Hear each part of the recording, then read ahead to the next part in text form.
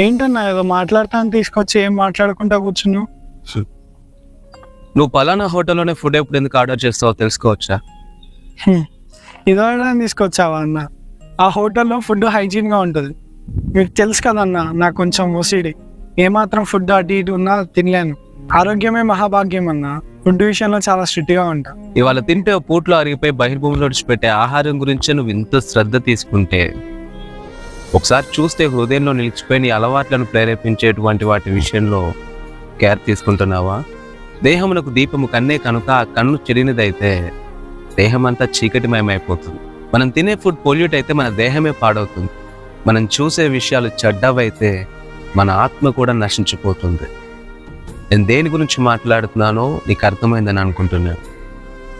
Sorry అన్న, తెలియకుండానే addict అయిపోయాను. ఇంకెప్పుడు ఆ తప్పు చేయనన్నా.